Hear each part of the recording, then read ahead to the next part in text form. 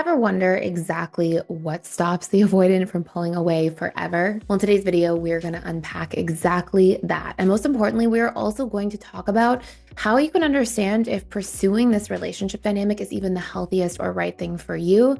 So stay tuned.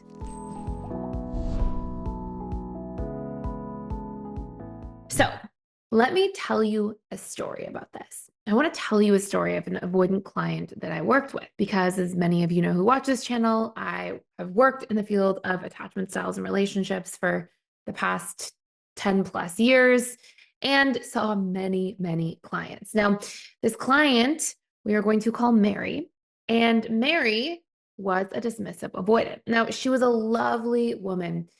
And she never wanted to be vulnerable in relationships. So prior to coming in to do the work, she would find herself going through these patterns of jumping from relationship to relationship over and over again.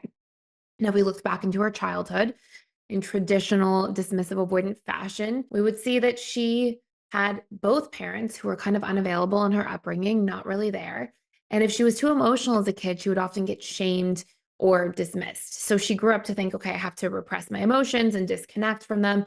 And so as an adult, of course, she didn't want to feel her emotions because she was conditioned for years and years to think that her emotions were bad. They were weak. They were not okay. So when she came to see me, she actually came in because she said she was truly interested in somebody and she was willing to acknowledge that she had this history of pushing people away that she was interested in and then sometimes feeling a little bit regretful about it later. And she realized, the common denominator in a lot of these situations was me, because as soon as there would start to be momentum or depth in the relationship, I would shut down and panic.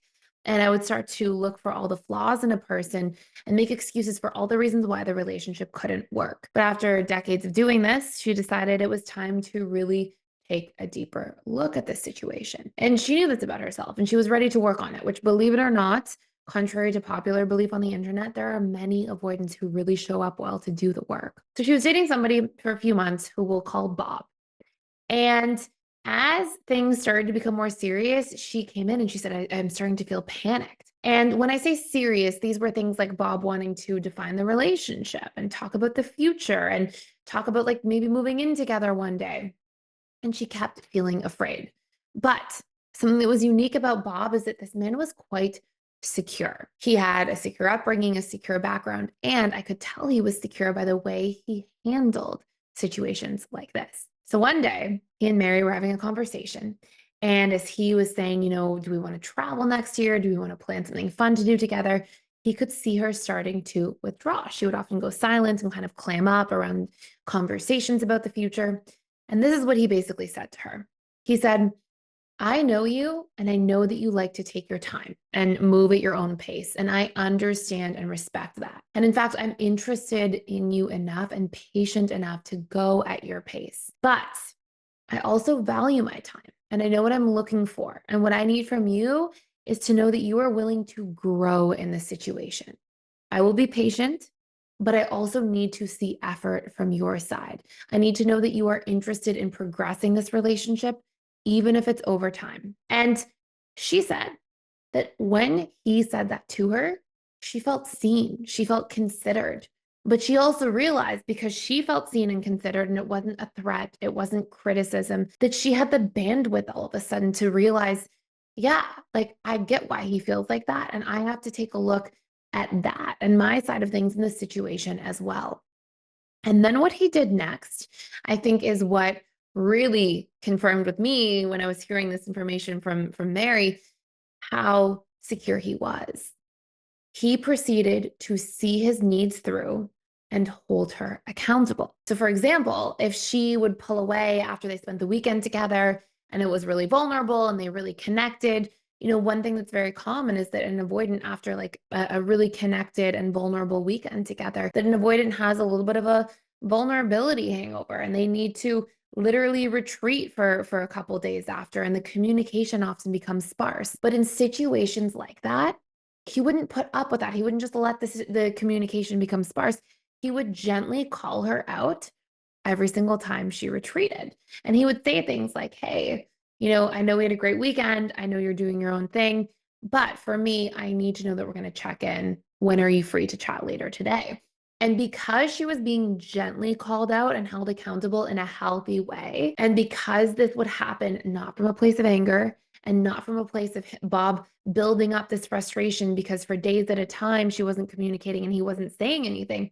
No, he would communicate in the moment as directly as possible, but gently and with respect and with the capacity to see Mary the entire time. So, what is this one thing then that stops an avoidant from pulling away? It is the ability for you to express your needs while gently holding the other person's behavior accountable, right? It's you being able to say what you're needing.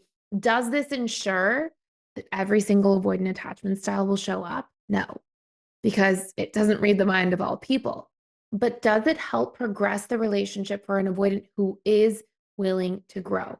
Yes. And do you know what's magical about that? What's so important about that is the fact that if you are able to do that, you're advocating for yourself. You're behind yourself, and your own self esteem will improve as a result of that.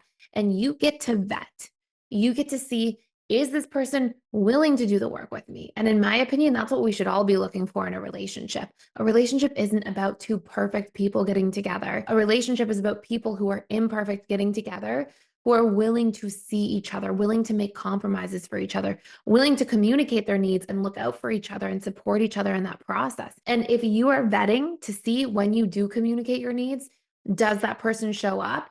You're making sure that you're also not jumping into a relationship with somebody who may not be able to. And honestly, when we do things that way, there are far more avoidants who do show up to do the work than you would think.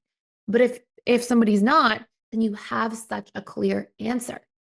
And this allows you to then decide, is this the right relationship for me to be in? And on that side note, just for a brief moment here, I do want to let you know, just for this month, we are offering a 7-day free trial to all the courses at the Personal Development School where you can actually dive into your needs and communicating.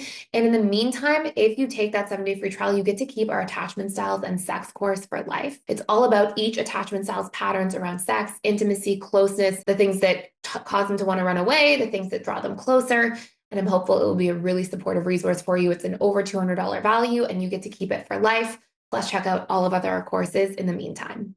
So I know a lot of you are so scared to advocate for your needs, are nervous. Like, what if I do say that I need something and it pushes the person away? Well, then you have to trust that that will be for the right reasons. A person isn't going to be perfect and meet all of your needs all of the time, but you need to see effort. You need to see consistency. You need to know that they are trying to move in that direction, even if it's in imperfect ways. So with that being said, if you want to do a deeper dive into your communication and how to really communicate with an avoidant in a way that's likely to get them to see and hear you and respect your needs and want to show up for them, I have a course you can check out fully for free for a limited time, all about how to communicate with individuals from different attachment styles. I will put the link in the description box down below. If you want to watch more videos about attachment styles as a whole and learn a little bit more about the basics, you can check out these videos here. And thank you so much for watching. Please subscribe to this channel if you enjoyed today's video, and I can't wait to see you in the next one.